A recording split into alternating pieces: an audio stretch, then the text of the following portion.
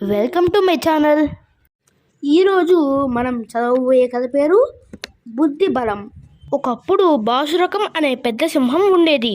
అది అడవికి రాజు. ప్రతిరోజు ఎన్నో జంతువులను వేటాడి చంపేది. కానీ దానికి రోజుకొక్క జంతువు చాలు. ఒకరోజు అడవిలో జంతువులన్నీ బాసురకం దగ్గరకు వెళ్ళాయి. ప్రభు, రాజు కర్తవ్యం తన భృత్యుల్ని రక్షించడం, వాళ్ళను నాశనం చేయడం కాదు. మీరు అనవసరంగా ఎన్నో జంతువులను చంపుతున్నారు. మీరు మీ గుహలోనే ఉంటే మేము మీకు ఆహారంగా రోజుకు ఒక జంతువును పంపుతాం. మీరు దాన్ని చంపి తినవచ్చు. సింహం ఒప్పుకుంది. కొంతకాలం ఈ ఏర్పాటు ప్రకారమే జరిగింది. ఒకరోజు ఒక కుందేలు వంతు వచ్చింది. అది సింహం గుహ వైపు మెల్లగా నడవడం ప్రారంభించింది. తోవలో పెద్ద బావి కనిపించింది. కుతూహలంతో ఆ బావిలోకి తొంగి చూసింది.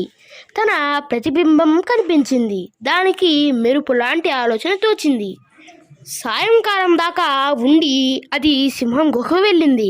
సింహం ఆకలితో నకనకలాడుతూ ఉంది. కోపంతో ఊగిపోతూ ఉంది. కుందేలుపై అరిచింది. నీవు నాకు సరిపోయేంత జంతువువి కాదు.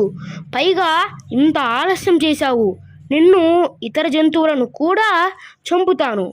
కుందేలు చెప్పింది, మహారాజా, నా మీద కోపగించకండి.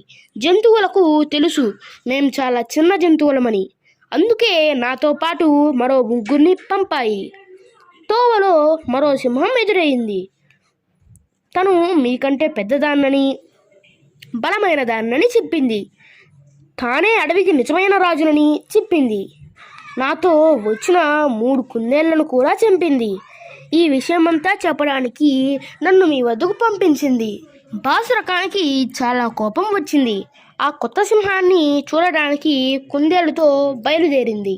కుందేలు దాన్ని బావి దగ్గరకు తీసుకువెళ్ళింది. సింహం నీళ్లలో తన నీడను చూసుకుంది. బావిలో మరొక సింహం ఉన్నట్లు భ్రమించింది.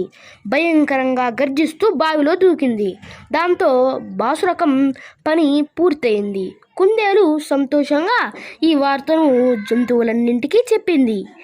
అన్నీ కలిసి క్రూరసింహం పీడ విరగడైందనుకుని పండుగ చేసుకున్నాయి. Boy friends.